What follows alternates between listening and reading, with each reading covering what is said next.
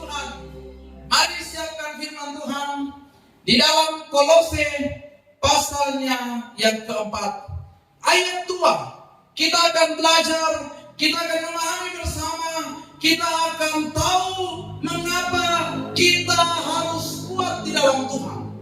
Mengapa kita anak-anak Tuhan seperti pujian yang sudah kita lantunkan, harus baca kitab suci dan doa tiap hari.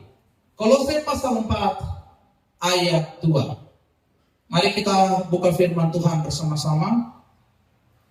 Kolose pasal 4 ayat 2. Kita baca bersama-sama. 2, 3. Bertekunlah dalam doa, dan dalam pada itu jaga-jagalah sambil mengucap syukur. Sekali lagi.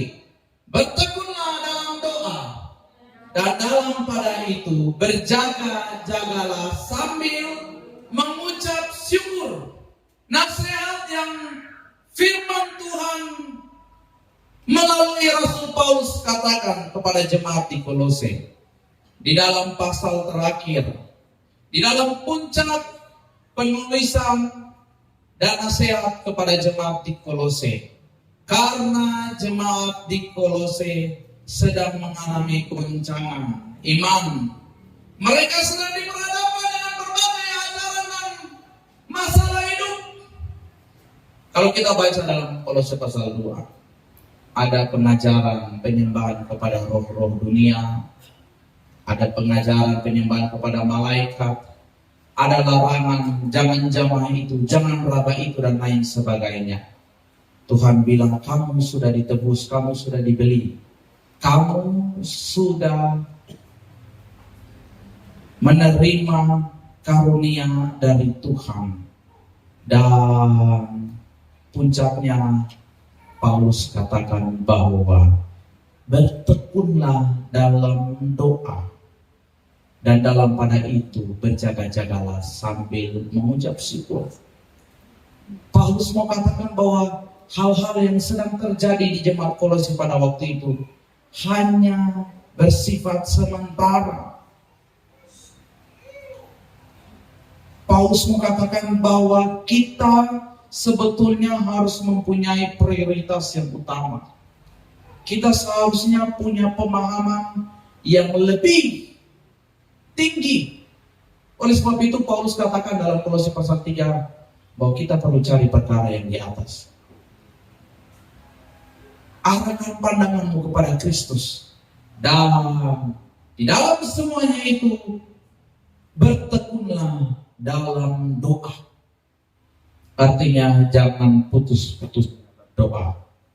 Bertekunlah dalam doa, karena doa adalah alat untuk kita berkomunikasi dengan Dia. Ketika kita berdoa, itu menandakan bahwa kita merendahkan diri dan mengakui kedaulatan Tuhan, serta mau untuk mengalami kasih Tuhan. Mereka yang berdoa adalah mereka yang kuat dengan Tuhan. Mereka yang berdoa adalah mereka yang tidak akan pernah kehilangan kekuatan daripadanya. Tantangan boleh datang, tetapi ketika engkau berdoa, Tuhan akan memberikan hikmat dan kepekaan untuk bagaimana engkau harus bertindak di dalam dan di saat menghadapi yang namanya tantangan. 2 Korintus pasal 7 ayat 14 katakan, yang mana ketika umatku merendahkan diri, datang dan berdoa mencari wajah, Tuhan akan menyingkapkan perkara-perkara yang dahsyat. Amin. Bertekunlah dalam doa, dan dalam pada itu berjaga-jagalah. Maksudnya berjaga-jaga di sini ialah kita harus waspada. Kita harus memperhatikan situasi. Kita harus memperhatikan apa yang Tuhan mau dengan kita membaca firman Tuhan. Karena firman memberi jawaban. Karena firman memberikan kita kekuatan. Karena firman memberikan kita tuntunan untuk boleh dapat melangkah sesuai dengan apa yang Tuhan inginkan. Karena ketika menghadapi masalah, menghadapi tantangan dan pergumulan hidup, doa saja itu tidak cukup. Kita harus dikuatkan dengan firman. Karena kadangkala kita terlena. Kadangkala kita larut dalam emosi. Kadangkala kita salah melangkah. Tetapi ketika firman datang, ketika kita membaca firman Tuhan yang adalah suara Tuhan, maka kita akan dipimpin dan dituntun, serta hidup kita diubahkan. Mazmur 119 ayat 105 katakan bahwa firman itu pelita bagi kakiku dan terang bagi jalan. 2 Timotius pasal 3 ayat 16 juga katakan bahwa segala tulisan yang diilhamkan Allah memang bermanfaat untuk mengajar, untuk memperbaiki kelakuan, untuk menyatakan kesalahan, dan untuk menuntun kita berbalik dari cara hidup kita yang tidak benar. Firman, jangan lupakan itu. Jangan acuh, jangan abaikan firman. Karena itu senjata kita. Dan sambil kita mengucap syukur. Di dalam situasi yang terjadi, sakit penyakit, pergumulan tantangan hidup, suka maupun duka, kita perlu mengucap syukur. Apapun itu, ucaplah syukur dan katakan Tuhan baik. Nah Bapak Ibu yang saya kasih, inilah alasan mengapa kita harus kuat, karena ada banyak tantangan. Dan untuk kita menjadi kuat, kita harus tekun dalam doa. Kita harus berjaga-jaga sambil mengucap syukur. Lebih daripada itu, Yesus juga pernah berfirman kepada para murid ketika ia ada di Taman Getsemani. Bapak Ibu yang saya kasih dalam Yesus Kristus, waktu itu Yesus katakan dalam Matius 26 ayat 41, berjaga-jaga dan berdoalah supaya kamu jangan jatuh ke dalam pencobaan. Roh memang penurut, tetapi daging lemah. Kita sudah percaya, kita sudah mengaminkan bahwa Yesus menjadi bagian milik saya. Yesus ada, dan materai itu sudah diberikan, yakni tanda Roh Kudus ada. Tapi ingat, saudara dan saya ada dalam kedagingan. Kita masih ada dalam tubuh yang telah terkontaminasi oleh dosa. Tubuh yang penuh dengan kelemahan. Paulus katakan bahwa bukan apa yang aku perbuat yang aku inginkan, melainkan dosa. Kadang-kadang sebagai orang percaya, kedagingan kita lebih nampak. Karena apa? Karena kita lupa berdoa. Karena kita lupa baca firman Tuhan dan kita lupa bersyukur.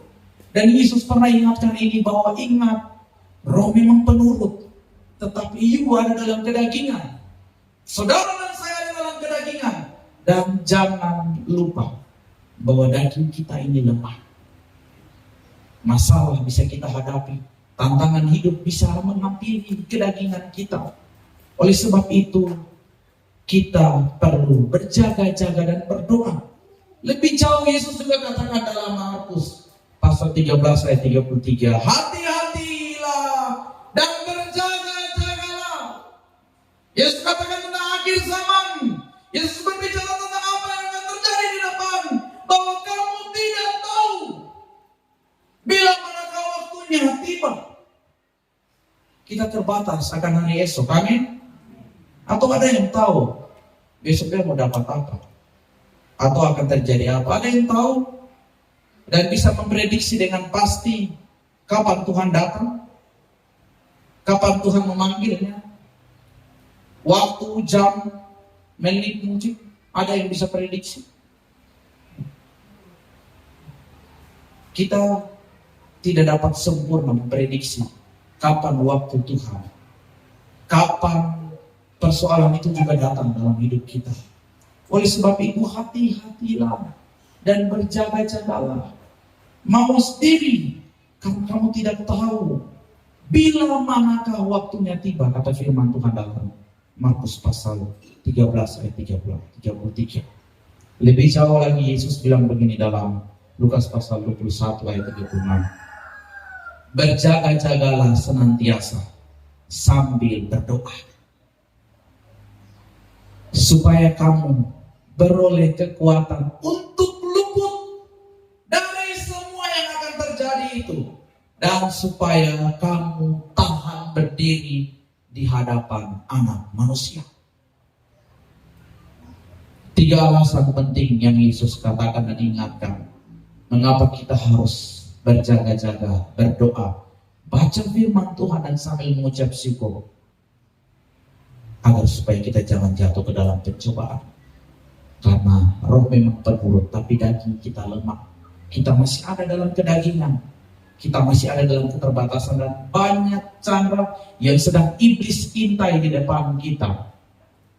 Iblis sedang pakai dan mengerti kehidupan kita. Dia tahu, oh Bapak Renian, kok pikiran mana? Tunggu ya, tunggu nanti ada kesempatan. Ini cara kerja iblis. Tuhan tahu, iblis juga tahu. Ya. Tapi iblis tidak mau tahu. Dia cukup tahu mungkin kelemahan dan masalah yang kita hadapi. Tapi lebih daripada itu semuanya Tuhan lebih tahu. Dan bagi kita anak-anak Tuhan, jangan sampai kita lalai untuk berjaga-jaga dan berdoa supaya jangan jatuh ke dalam pencobaan. Jaga-jaga dan berhati-hatilah supaya kamu kuat, supaya kamu terluput, supaya ketika Tuhan datang menyatakan kuasa dan lawatannya, kita tahan berdiri sebagai anak-anak Allah, sebagai orang-orang yang didapati tetap kuat dan setia. Amin. Mau kuat dalam Tuhan, amin. Atau ada yang boleh bahas di sini? Saya percaya kita datang di tempat ini, kita punya kerinduan, kita ingin diubahkan Tuhan, kita ingin hidup kita menjadi lebih baik, kita ingin agar kita lebih lagi dipulihkan, anak-anak kita diangkat Tuhan. Dan inilah doa gembala, bahwa Tuhan akan angkat anak-anak jemaat Kairos untuk menjadi kepala dan bukan menjadi ekor. Untuk menjadi berkat bukan untuk tanah Papua saja, tapi untuk bangsa-bangsa. Mari kuat berdiri. Jadilah orang-orang dewasa di dalam Tuhan. Dewasa yang kuat di dalam Tuhan dengan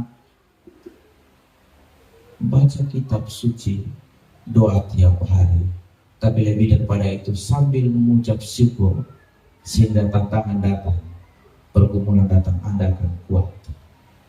Anda tidak lemah dan tidak terseret oleh arus dunia. Tidak terhilang dari kasih Tuhan. Karena Anda benar-benar ada di dalamnya. Tuhan memberkati kita dengan firman-Nya. Kuatlah berdiri, teguhkanlah hatimu. Yesua diingatkan Tuhan. Waktu kamu mau mendapatkan berkat Tuhan. Waktu kamu mau masuk ke tanah perjanjian, kuatkan dan teguhkan hatimu. Bertindaklah hati-hati, jangan menyimpang ke kanan ke kiri. Dan ingat Taurat Tuhan, maka perjalanan akan berhasil dan kau akan beruntung. Dan waktu Yosua mengaminkan, lihat perkara dan mujizat yang Tuhan buat. Haleluya. Yosua pasal 3 waktu mereka mau masuk, menyeberang ke tantangan, ke negeri yang akan didiami. Mujizat dinyatakan Tuhan. Tuhan berperang menggantikan mereka dan mereka hanya diam saja. Orang-orang sebelum maju berperang sudah kalah dan mundur keluar karena melihat pembelaan Tuhan atas hidup Yosua dan bangsa Israel. Tuhan juga mau membela kita. Tuhan mau juga menyatakan kuasa dan mujizat-Nya. Kuatkan dan teguhkanlah hatimu. Kuatlah di dalam Tuhan. Bertekunlah dalam doa. Dan dalam pada itu berjaga-jagalah sambil mengucap syukur. Kita satu dalam doa. Kita berdoa. Terima kasih Tuhan, kami bersyukur untuk firman. Kami bersyukur untuk apa yang Kau ingatkan kepada kami. Kami manusia lemah, kami ada dalam kedagingan, kami terkadang tidak setia. Namun kami bersyukur kami punya Tuhan yang setia. Tuhan yang masih memberikan kesempatan kepada kami untuk melihat hari baru, untuk menyongsong hari depan yang penuh harapan. Tuhan, kuatkan teguhkan iman kami, teguhkan langkah kaki kami, teguhkan pengharapan dan kasih kami kepadamu. Karena Engkau berkata di dalam 1 Korintus pasal 13 bahwa membuat akan berakhir bangsa orang lenyap, namun kasih itu tidak berkesudahan. Iman, pengharapan dan kasih itulah yang akan Tuhan lihat di dalam hidup setiap kami. Haleluya, hamba bersyukur untuk firman. Amin. Saya kembalikan kepada pemimpin pujian.